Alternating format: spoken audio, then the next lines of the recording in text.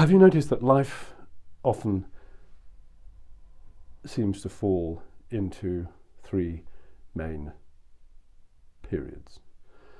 You could say childhood, adulthood, elderhood.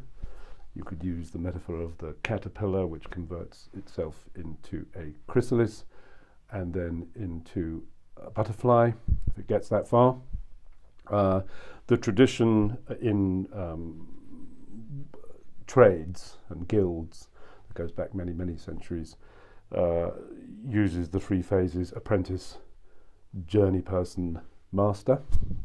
Would be nice if we could come up with something a little less sexist, but the meaning is clear.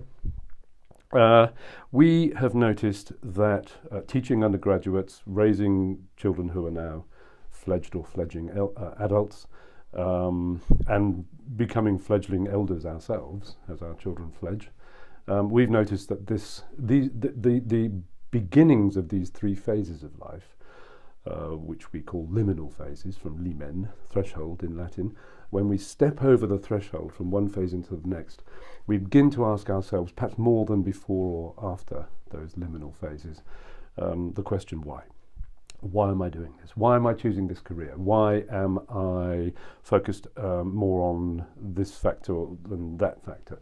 Why am I feeling concerned, even anxious, that I've been focusing too little on the really important issues in my life and too much on things which I thought were important in the previous phase, but which I now begin to question and wonder, do I need to readjust my priorities?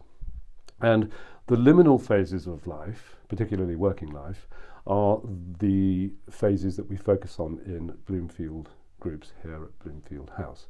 So, for instance, people who are completing their education, or at least their early phase of their education, people finishing school or finishing undergraduate degrees, or who have begun careers and quite quickly begun to wonder, did I make the right choice, will tend to gather in Bloomfield Groups around the question why, and the topics we cover not only open up these questions but begin to explore some of the possible answers. So people might begin to say to themselves and to each other within an organization, could we begin some sort of a social enterprise or an eco-enterprise which provides significant returns on investment in hard financial terms to our employers, but which gives us a greater sense of purpose, a greater sense of meaning in the work we're doing day to day. Might that be something we do only part of the time, or would it be something we do all of the time? And with plenty of examples of both types of corporate social enterprise, as we call them. And then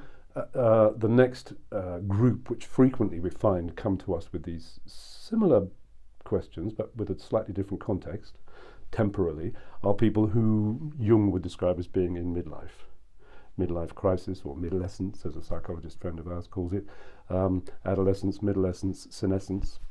And those are people perhaps who have achieved a significant degree of success financially and in family terms or community terms, but who are saying to themselves and to others, do I want to reassess now what my purpose in life might be? And then again, there's another phase later in life, closer to the end of life, when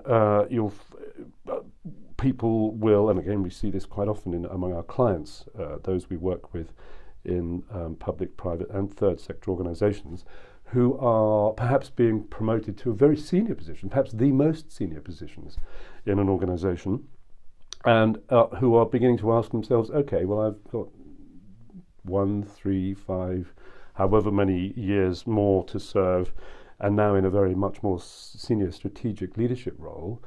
But what kind of a legacy am I going to be leaving? Am I going to be leaving only an increase in shareholder value? Am I going to be leaving my children only a rather attractive, financially attractive portfolio of financial investments?